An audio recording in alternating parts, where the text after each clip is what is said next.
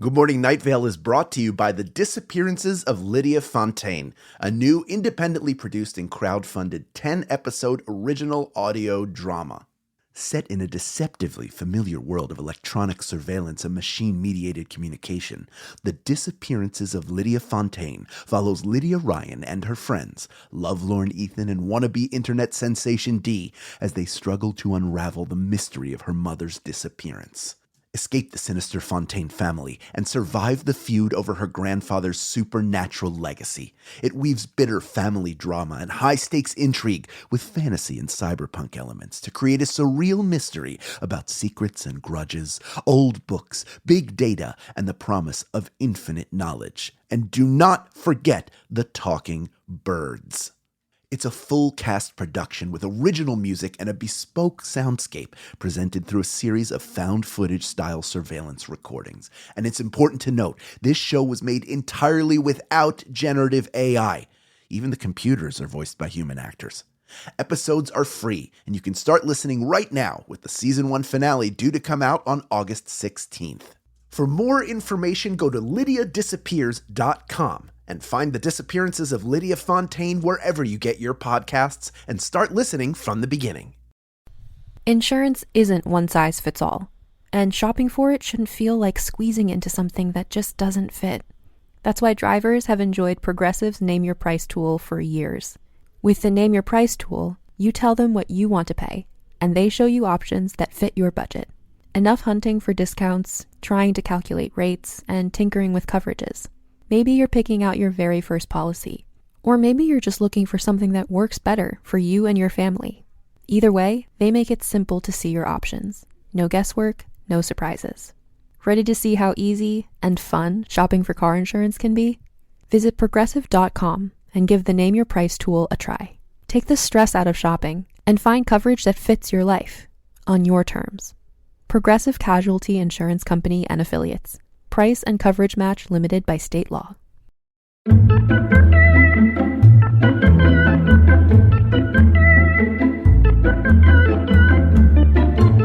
Trust everyone. Good morning, Night Vale.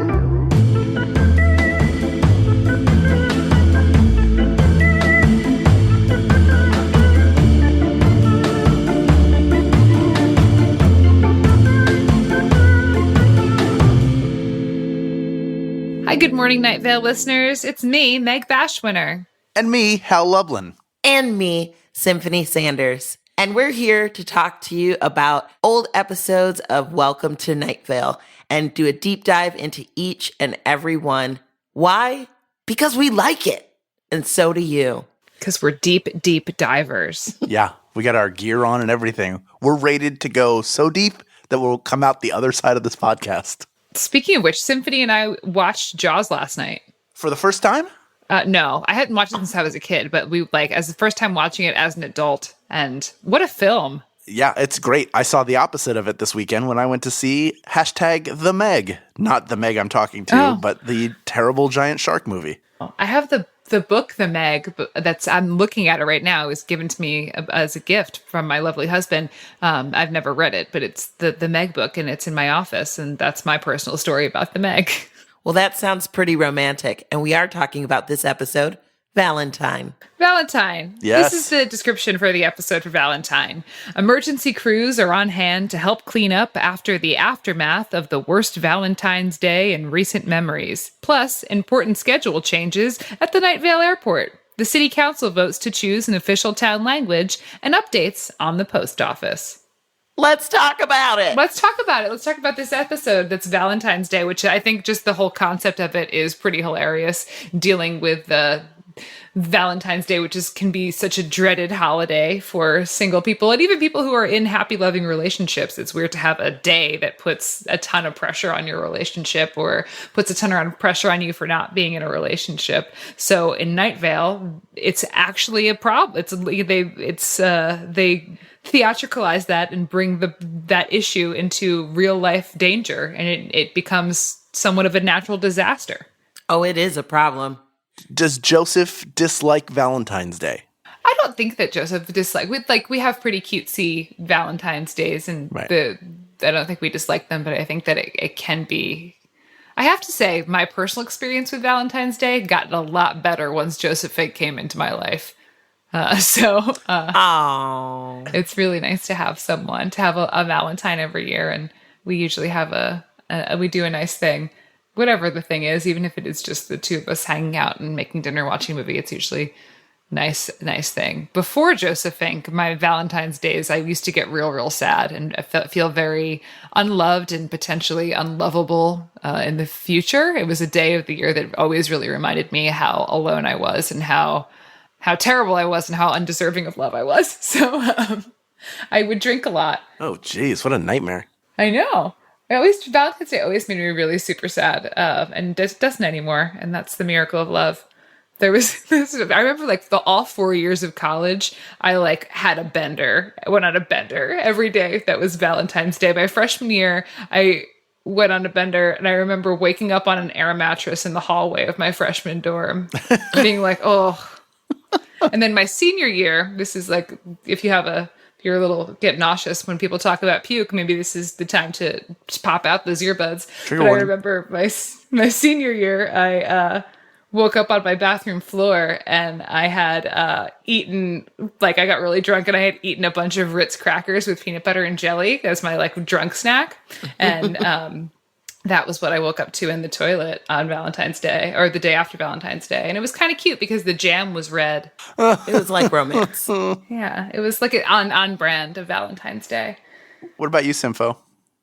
My Valentine's days have varied, although whether I've been in a relationship or not, I'm not a Valentine's celebrator because I feel like that shit is fake. Right. I feel like you should treat your lover like your lover every day, not just one day out of the year. You know what I mean?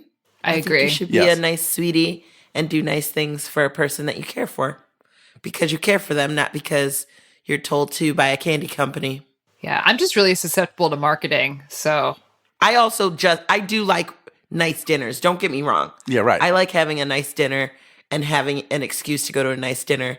But also, I feel like because it's Valentine's Day, they always charge you extra or it's really busy. And I'm the type of person that likes to go to restaurants at like 5 p.m. because it won't be busy. And because I'm an old person on the inside. Jennifer and I are the same way. We would rather go out to the earliest. Like, is there 3 p.m. we can hit up? Is that possible? Is it early? Like, we'll help you open.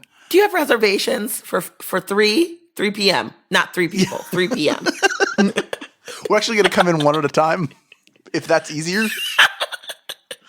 Let me ask you another question about this McDonald's. Is there a stand-up counter? Because the sit-down just looks very uncomfortable, and we want to be able to go home after this and go to sleep. Actually, did you know there's they have ones at what's it called? White Castle. And they're very popular.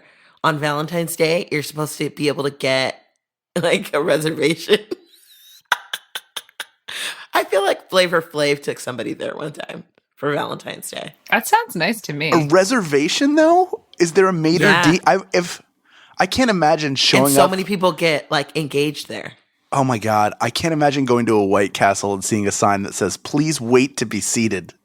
It just seems antithetical to everything that a White Castle stands for. Although White Castle's one of those like fast food places that holds a very dear, like before the Harold and Kumar movies even, it's got like a very like, it's something everybody remembers going to, but it's not something that many people seem to go to now, even though it's still around and thriving and apparently doing a huge Valentine's Day business.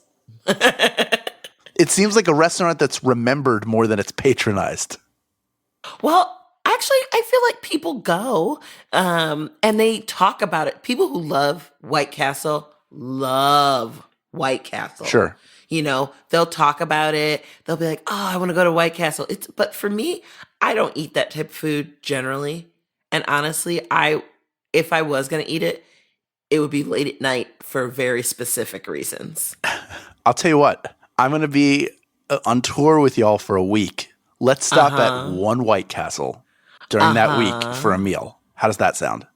It's Hal. I think that we should, because I think it's fun to do things on the road. But I also think that the experience of White Castle and the product of White Castle are two different things. Exactly. So making the journey to White Castle, being like, we're going and it's White Castle and it's great. And then there's the White Castle burgers, which I think are good. Not something that I've eaten not at 4:00 in the morning out of a certain kind of need. Sure. But to get the flavor, and they sell them at every grocery store in the freezer section. There's like anywhere in America you can get them, and you microwave them and they taste exactly the same as the ones that you get at the brick and mortar White Castle. Sure. There isn't no difference. I've never gotten them in the freezer. So they taste exactly the same? Exactly. I want them defrosted fresh in the restaurant for me. I don't want to have to do it myself. I didn't make this reservation 5 months in advance to microwave my own food. I demand it be brought out to me. If you're reserving a seat, is there any other fast food place? I feel like that's the kind of thing that like a restaurant would try in the 70s and then go, oh, people don't like this. Nobody comes to Burger King because they have an appointment. This is a spur of the there's a reason we're located where we are everywhere. We are a spur of the moment decision that is easily accessible during a road trip. Thank you to our sponsors, White Castle.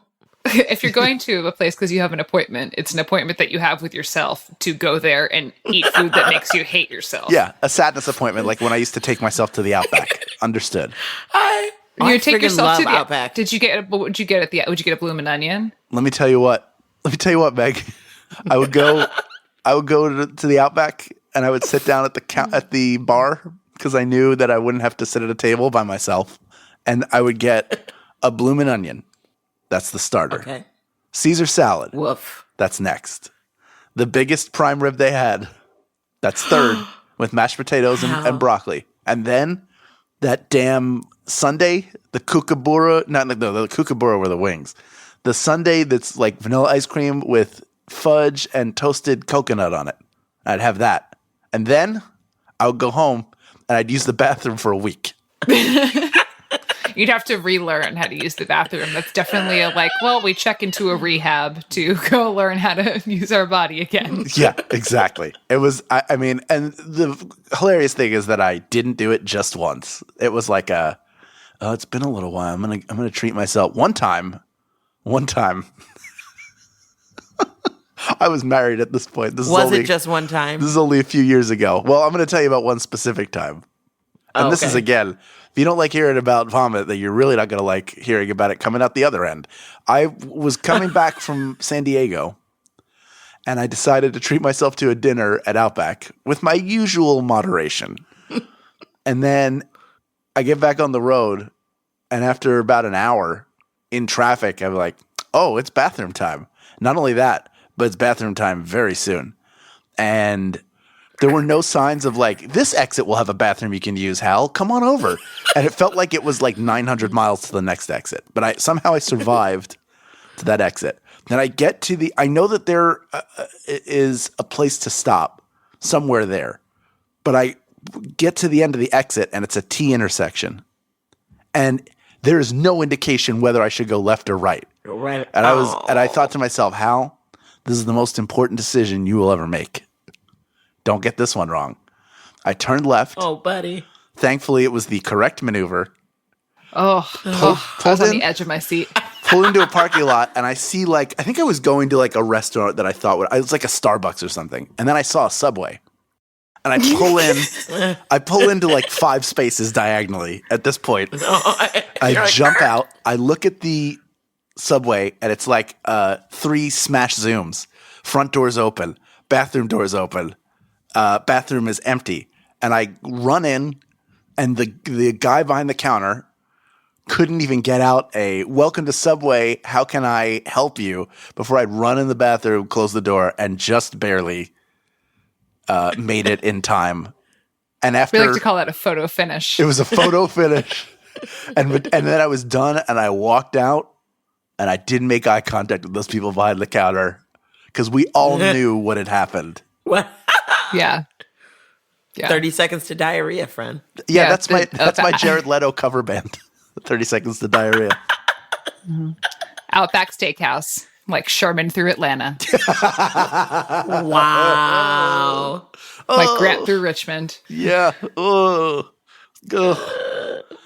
I like that you were like, no, not the Starbucks, the Subway. The Subway. Because it was like, this is the closest. I might not make it to the Starbucks. Yeah, but you get to that point where, like, whatever that person behind the counter is going to say to you, you'll say anything to them. They're like, you have to buy, so you're like, well, take everything in my wallet. Here's my bank account. Here's my bank routing information. It doesn't matter. Take my house. I'll sign my mortgage over. It's yours. Just whatever is going to happen so that you're going to give me access to the bathroom because I've made a series of mistakes. You just run in I've made and go, some poor choices in my life. I want to buy this franchise. And then you just run into the bathroom. Yeah, you're like, you have to buy something. Whatever, I'll put you through computer school. Just come on, like Computer school. Is that what you kids want? Computer school? Please don't make me beg. I gotta go to the bathroom. Please. If it had like one of those coin operated or anything designed it to keep me out. I mean, it was really like, as I'm driving, I'm like, is this going to be the story of the time I shit my pants in the car driving back from San Diego because I decided to be a big boy and have a meal at Outback? I have a pivot podcast idea. I'm interested. Where it's just stories of people almost shitting themselves or shitting themselves. And I think because to me that's if you wanted to aim a bullet directly at my sense of humor, it would be that. I'm right with you. Poop stories. Oh, I got a theme song. Poop stories. Yeah. Speaking of poop stories, we should probably pivot back to this episode. Tales from the Hershey Highway will have to wait because we got to talk about Valentine. Valentine's Day. Well, you guys, what I was actually thinking of while you were talking about that last business was the whole airports that are only still allowed to fly into Night Vale at this point is JFK, LAX, and then XTA. That's not one. Yes, it is. What is it? It's Area 51. Shut up. Yeah. I had to look it up. That's the type of research I do. Ooh, look Google at you. Google XTA. Nice. But yeah, it's the Area 51 airport. And I thought that section was pretty funny because we fly so much. Mm-hmm. So the whole TSA I literally wrote down TSA rules, LOL. Yeah, that's the satire of the TSA, I think is it's pretty good. They're just they're doubling down on the things the hoops that they make you jump through so that you can feel like you're flying safely. The theater of security, as the expression is security theater. So it's like it's not really making anything safer, but we're at least making it look like it's making something safer, and that's so it makes everybody feel safer. Yeah, we tell the story of airline safety, but taking off your shoes is not keeping anyone any bit safer. There's nothing that makes me feel safer about getting on a plane than watching TSA make an old guy take his belt off. That's really like, oh, thank goodness that threat's been neutralized. I love that it's the Randy Newman Memorial Airport. Yes. I love that because Randy Newman is still alive, one. Right. And two, Randy Newman. I freaking love Randy Newman. Yeah, he's the one who sings all the songs, right? I bet Hal has Randy Newman impression somewhere in there. Symphony, what's one? Wait, you said, do I have a Randy Newman impression? I bet you do somewhere in that buried in that box somewhere. Yeah. Am I wrong? Do I not know who Randy Newman is? Wait, can you name one of his songs, Symphony? No. You can. You do know some of his songs. You know, like I love LA. We love it. And then, of course, you got a friend in me. Oh yeah. You got a friend in me. I know him. That's the trick to Randy Newman is the D. We know. Yeah. See, folks out there, this is how an actor prepares to play Randy Newman. See, it was there. The true test of an impersonation is a person who doesn't know who that person is at all or thinks they don't know, and then you do your impersonation, and then the person's like, oh, yeah, that guy. I've never had that. So I feel like I always have the opposite of like, this is going to kill. People will definitely know who this is. And then I have to do it like 5 times. They're like, oh, yeah, you're doing them. Like for a while I was like, I'm going to work on an Alan Rickman impression, but particularly I'm going to do Alan Rickman as Severus Snape. It did not go well. And every time I did it, I was like, I'm hearing it perfectly. I know I'm nailing it right now. And then I would do it and it did not land at all. And I was mortally embarrassed and thought I should stop using my mouth for things. Nah. Like eating Outback Steakhouse. That would be the first. That would be the main thing I should stop. Stop stuffing my maw with fried onion strings and a bunch. Oh, but the best ones are when you get like just a little bit of onion, but a lot of the breading. Mainly the crisp. Yeah, the breading is so good. It's so good. How do they do it? It's a secret. They won't tell any of us. And if you go to other restaurants that have like a cactus blossom or whatever, it's not as good. I mean, they're good. Don't get me wrong. Any port in a storm, but it's not the same. Not at all. Any port in the storm, Hal? Any port in the storm, especially the subway bathroom. Oh. What a string of luck, though. Back to that miraculous story. Yes. What a string of luck that you had 3 open doors. Yeah. It really was the perfect, like, green light, green light, green light. The universe was smiling on you, Hal Lublin. Yeah. That's how I know, ultimately, I'm probably not that bad a person. That worked out. But yeah, you weren't karmically having to pay for something. Correct. In fact, you were karmically maybe being rewarded for something. Yeah, exactly. I was being rewarded after I punished myself. The universe rewarded me. But getting back to this episode, this I think is one of my favorites, just because I love all the insidious government stuff that happened. Like when it hinges on so many different conspiracies happening, and the horrific events that take place and the conspiring, but also the way that the populace of Night Vale is now content to just sort of take it. Like, oh yeah, when you go to the post office, there are people wrapped in cloth God, I was just going to talk that are about just revolving. And I've been playing a lot of No Man's Sky, so creepy. I got like very creepy imagery in my head. But like people, you can laugh at it because the citizens of Night Vale are like, oh, well, I guess I can't get in there right now. Right. They're like, but at least we can get our Amazon deliveries. Like, it's unbearable and you get really dizzy and all that stuff. Yes. But like, you can deal with it. Okay. By the way, when they were describing what was happening with the cloth wrapped things, I was imagining like either like a mummy type thing. Yeah. Like a mummy over a dummy. I don't know. Or something. Some sort of automaton like that. Mummies before like dummies. Something. Yeah.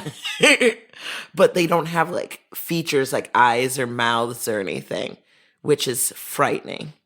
And also, I'm also picturing the post office that I go to at home in Chicago. It's very old school. There's very Art Deco, sort of Gothic, even. Like they have the old gold cage things over each of the. They're not called tellers. What are they called? Postal workers.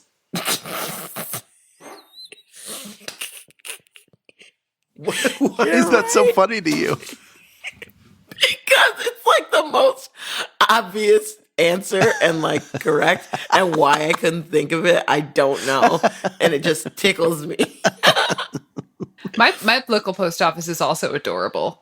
It's from the 40s, and there's like murals from the 40s on it, and like FDR was there on the opening day and like cut the ribbon, so it's very, very of its time. And there's like there's a big office for the postmaster, and like it's just the cutest. Oh, I love that. I love quaint post offices. Yeah, this Night Vale post office doesn't appear to be so quaint, though. It seems pretty horrifying. The one quote I love from that section is when they're talking about how all the other private delivery companies refuse to enter Greater Night Vale, and a FedEx spokesperson explains, it's cursed. No, it is. I'm going to get the quote right. It is cursed. So it's just like, that's the only quote from the FedEx spokesperson is, we're not going to go there. It is cursed. Yeah.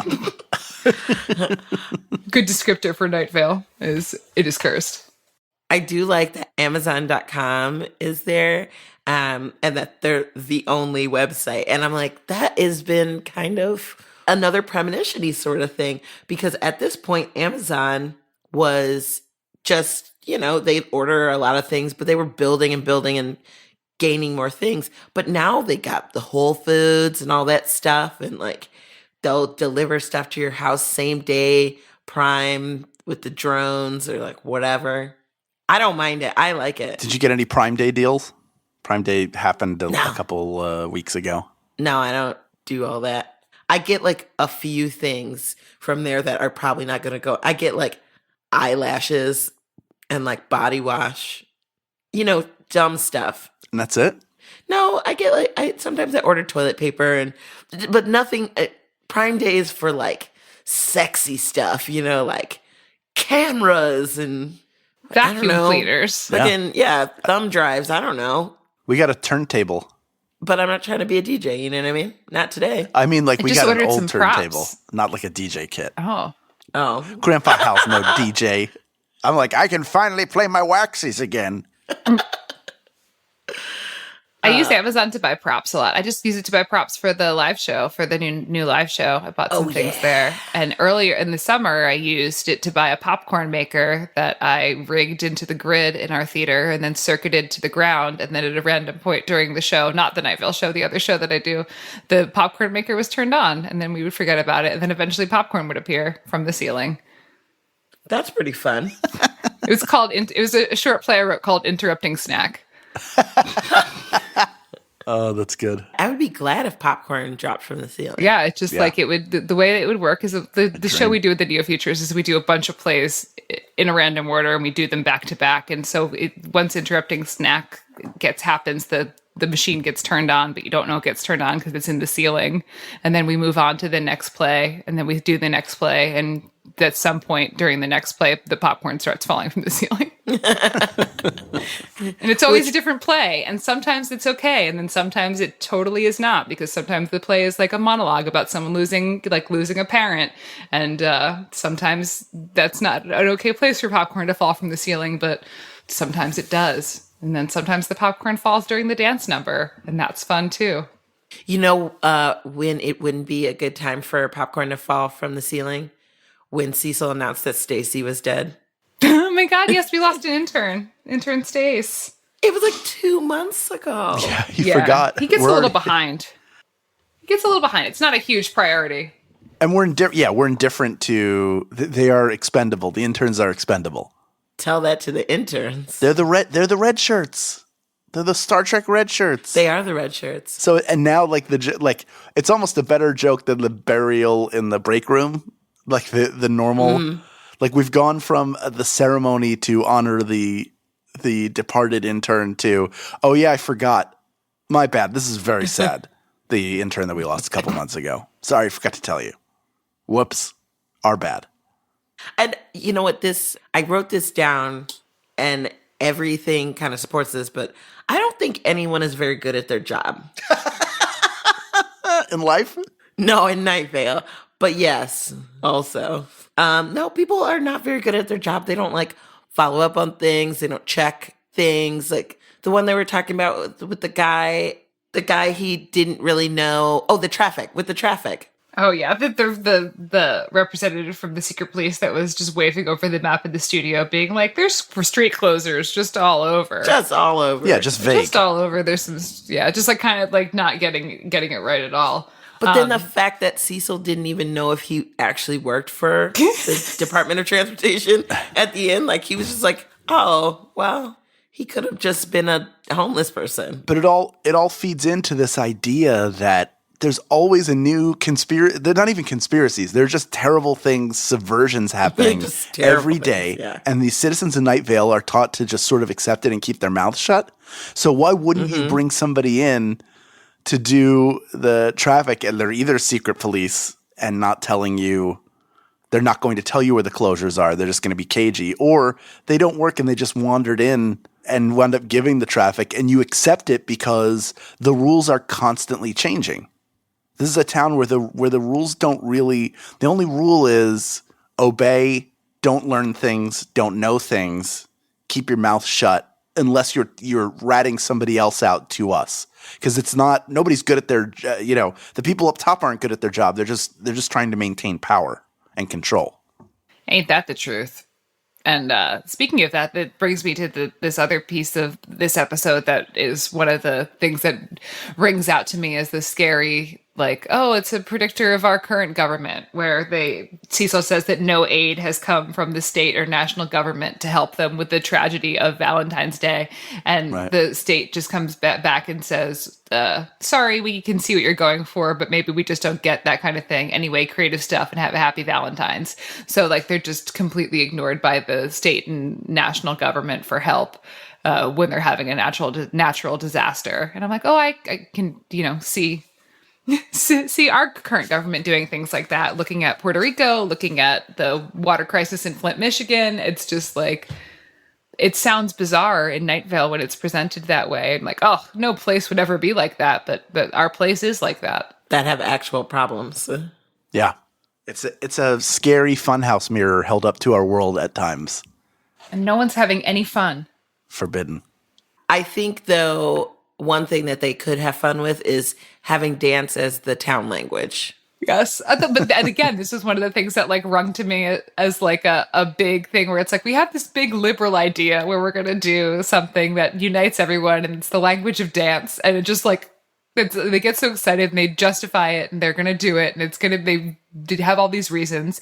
And then they forget that not everyone knows how to dance and not everyone can dance. Yeah. So. Right. Those big sky ideas that people have. Yeah, let's ban all the straws. Yeah, let's ban all the straws. Let's get rid of all straws. It's a great idea. Let's maybe use less plastic. But oh no, wait. Some people actually need straws. They can't not have a straw. Oh fuck. No one. Yeah, but it's too late. We already banned all the straws. I do love the metal straws. Use a metal straw. If you mean use a metal straw. Like you can order it from Amazon. I did. I have, yes, I was gifted some actually. My mom sent me some. I had some and then she sent me some more and now I have a lot of them. But I have one that I keep with me and I have ones that I use in my house, which is cool. I drank out of one of those today. Yes. Symphony's staying with me right now because we were just about to leave for tour. So Symphony is currently in the basement of my house recording and I am in my office. So we're so close, but still so far away. So far away. I do think that dance would be a fun secondary language to adopt, though. Like when people sometimes will speak partially in Spanish and then it's partially in English. I think that'd be great. You'd be like... Spanglish? Yeah. Well, no, not like the mixing of the language. Is that the mixing or couldn't it be like both at the same time? Oh, maybe. Sure. But I think it would be cool to be like, so Hal, I was thinking of going to the, yeah. If you can't see that, but I was doing some sweet dance moves. Those were really great. And I totally understood what you were saying. I think if you have ever seen Bob's Burgers, the boy across the street, he dances a lot. Jimmy Pesto. Jimmy Pesto. Jimmy Jr. I just did a very Jimmy Jr. dance. Yeah, gotta dance. I lettered in dance in high school. Really? Yes. The actors. That's great. The male What actors kind of dance? were encouraged to take dance, which was partially ballet and partially swing. So I have the only varsity letter that I earned in all of high school was for dance, and there were no competitions. I just showed up and had a good time and tried my best. You worked my varsity letter is in color guard, so we're kindred spirits now. Hell yeah! I have 3. What are they in? To me, guess, cheering is cheering one of them. Dance team actually, but dance team, yeah, dance team. Oh, did you get one for drama? Did they have those? I got one for choir. They didn't have it for my theater. I don't think they might have, but I didn't. And then soccer. You were a varsity soccer player? I was a goalie. How did I not know that about you? Yeah. I've known you for 5 years, intimately. I don't bring up my time as a goalie. I think I'd like to explore that time. Yeah. Tell us a little bit about it. Please. I've gotten kicked quite a few times. I remember playing in the rain, which I did not like. And it was during the time where I was taking a break in between cheerleading and between cheerleading and dance team because, there was politics and I wasn't feeling it. So I was like, I'm going to go play soccer. So I did. And I was like one of the only girls who wanted to be a goalie. So, because I don't like to run. I don't know if you know that about me. I do all sorts of other activities, but running sucks. And so I did the part with the least running, but I had good coordination. So I was able to anticipate where the ball was going to go. Yes. And I'm very nimble. You are very nimble. Presently, in the current live show that is, I think the date of this airing, touring. I think it's still touring at this point. Symphony chases me around the theater, and she is very nimble, and she runs, and I run, and we both run in high heels. It's very fun. I salute you both. Up next, we hear from fans and friends of the podcast about their theories, comments, and questions. But first, a conversation about this episode's weather. Stay right there. Good Morning Night Vale will return after a brief break.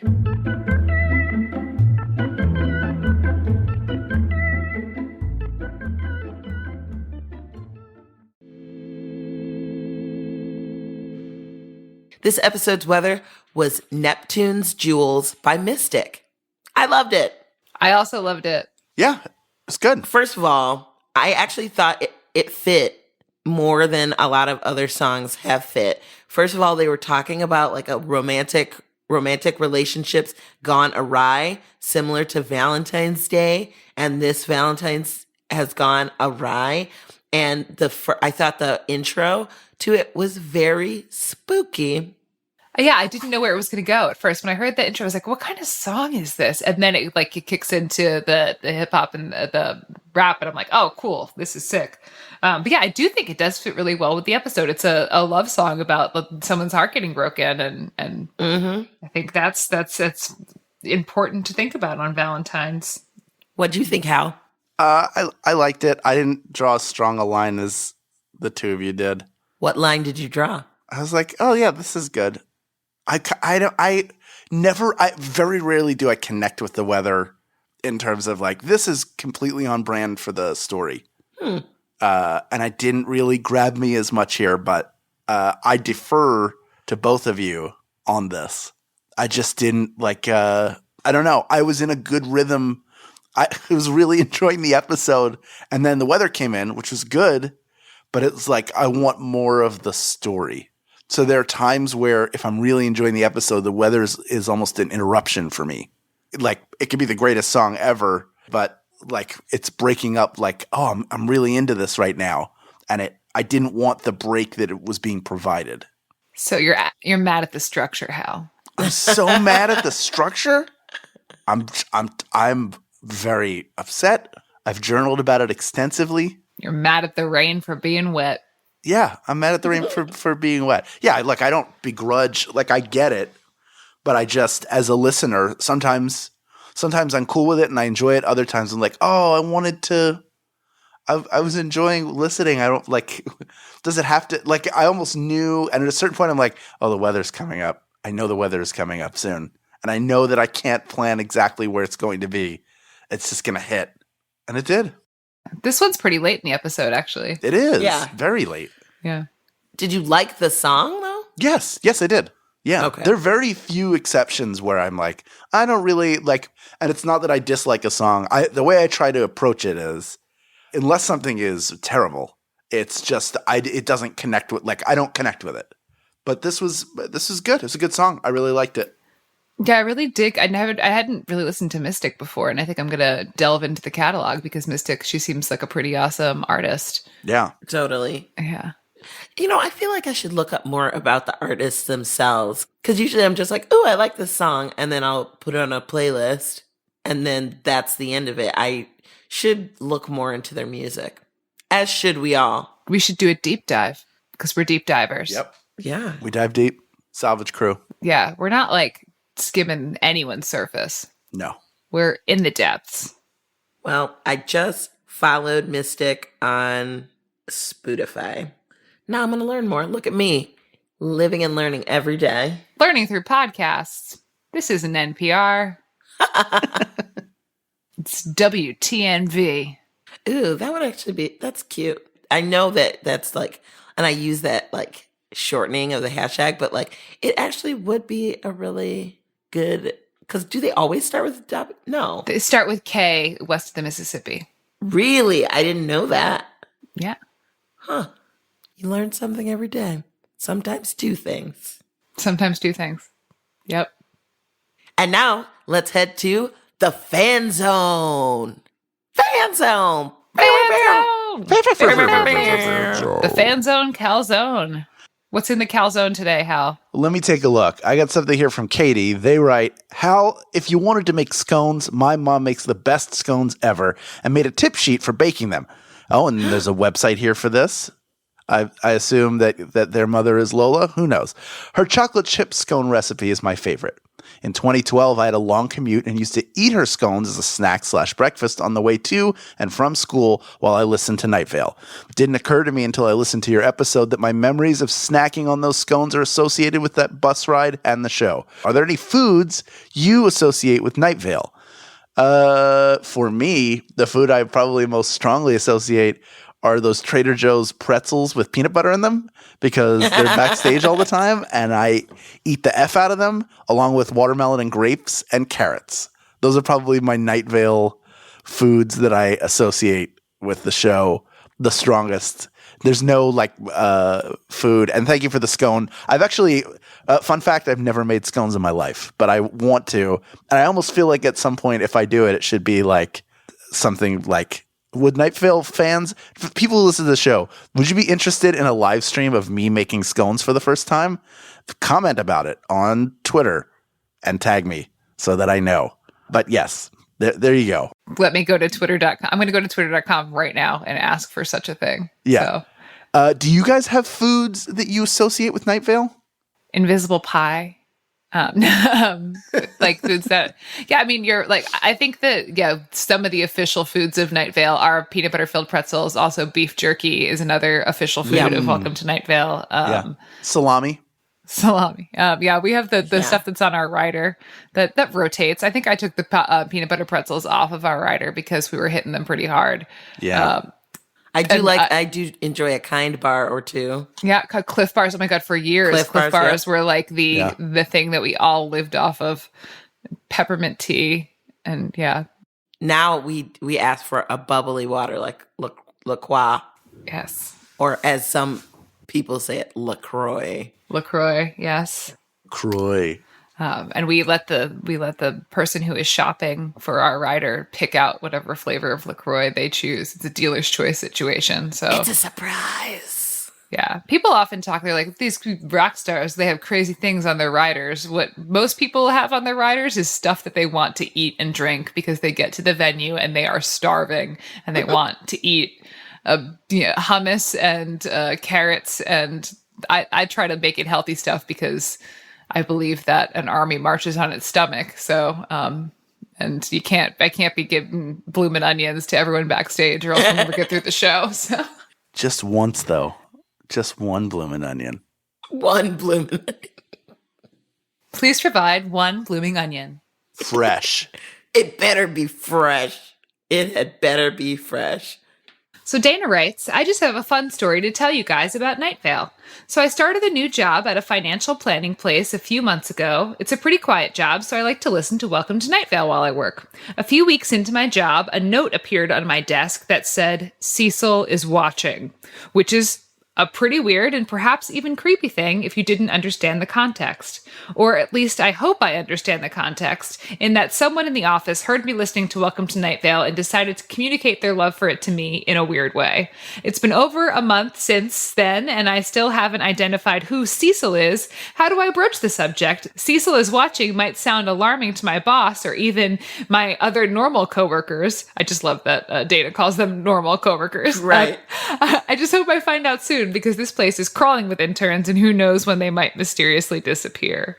Oh, Dana, that's, I think, really alarming to have, and I hope that it's a Night Vale fan, and I hope that you're not being stalked by a person named Cecil. I really hope that for you. We're wishing the best for you, Dana. Yeah, please send us an update. I want to see how this mystery ends. Yeah, how to broach the subject. I don't know. I don't know what your job is like if you could wear a piece of Night Vale merch that might, that someone could possibly comment on to let you know that they're the Cecil, or trying to think of other ways you could have a Night Vale fan reveal themselves. What are markers of Night Vale fans? I mean, I am always a very, not confrontational, but I would sleuth it out. Do you know what I mean? I'd see if maybe they have like a pin or something. Like, I don't know how big this company is either. Like, is it like hundreds of people, or is it an office of like 25? There's nothing in between. So, yeah, I don't know. I'm sure they were being playful, I hope, but it's like having a secret admirer who just likes the same thing you do. I'll tell you what, if you were the person who left that note and you are listening to this podcast, reveal yourself. For goodness sakes. Well done. Time to reveal yourself. It's time. This is Hal talking. Please do it. In a not creepy way. And reveal yourself in a way that doesn't make Dana feel like they might get murdered. Like, go up and be like, hey, just wanted to let you know it was me. I thought you'd get a kick out of it because you also listen to the podcast. That's how you could start a friendship. Not like popping around the corner and going, surprise, I'm Cecil. That would be bad. Just 2 examples. You take it from there. Yes, I know it can be difficult to talk to people in real life about things from the internet, but scaring them into thinking they have a stalker while being creative is maybe not the best approach. True. Well, I'm glad we solved another case, you guys. I have a piece of Fan Zone mail. Is it mail?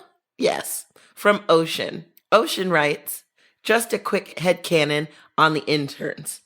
I tend to imagine that Cecil either purposely or subconsciously puts them in harm's way because he doesn't want them to take over his position. He mostly treats the ones that get out unharmed and are no longer a threat to him as friends. Also, he started out as an intern himself and was one for an incalculable amount of years, what with time being weird and clocks not being real, and was impatient for Leonard Burton to retire. Then again, I wouldn't be surprised if he were just that careless. Thanks, Ocean.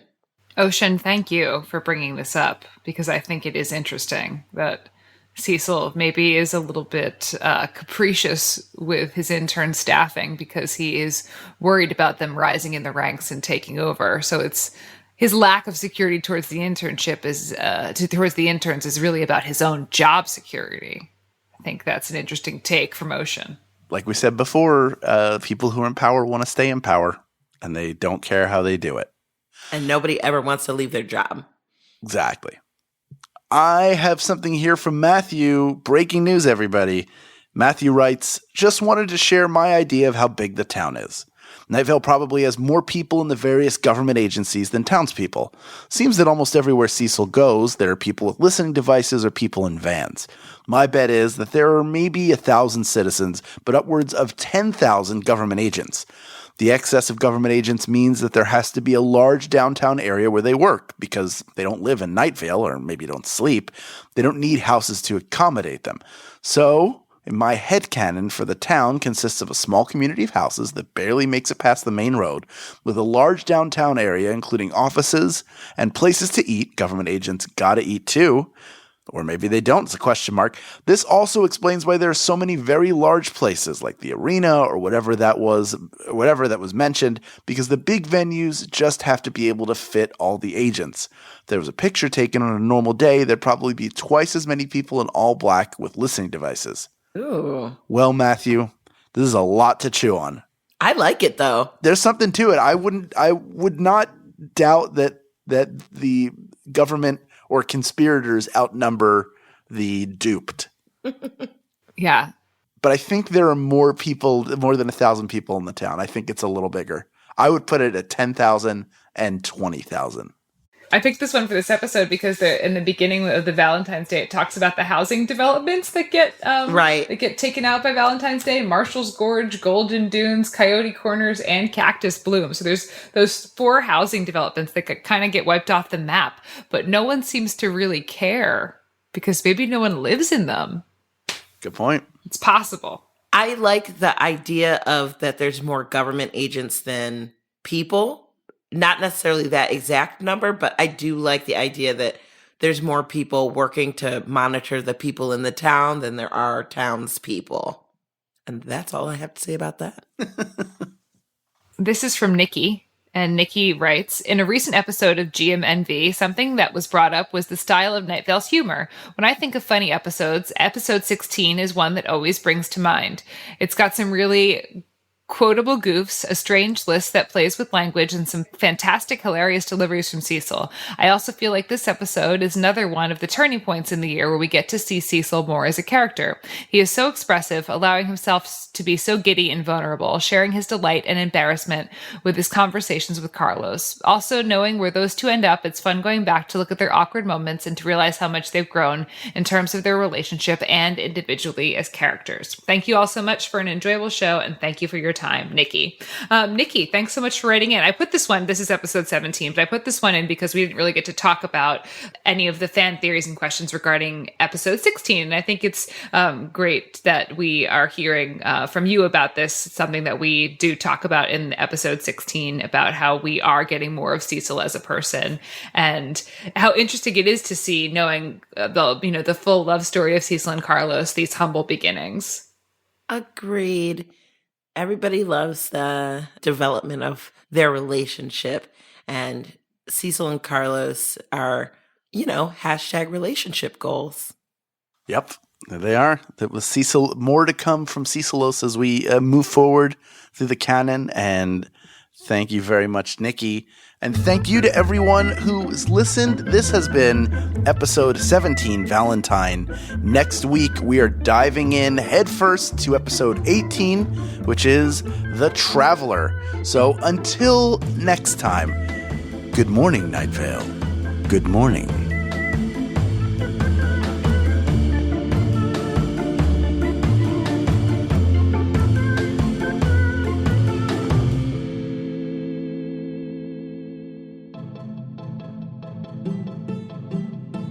Good Morning Night Vale is a Night Vale Presents production. It is hosted by Symphony Sanders, Hal Lublin, and Meg Bashwiner. It is edited by Grant Stewart. It is mixed by Vincent Cacchione. It is produced by Meg Bashwiner. Theme music by Disparition. Special thanks to our fans who submitted their thoughts this week.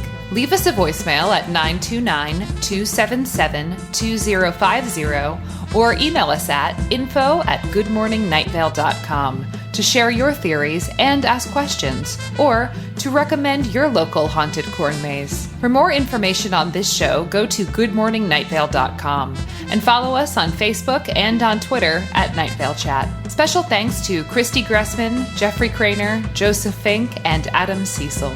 Today's adverb is wholeheartedly. I wholeheartedly agree that whole hearts function better than the alternatives.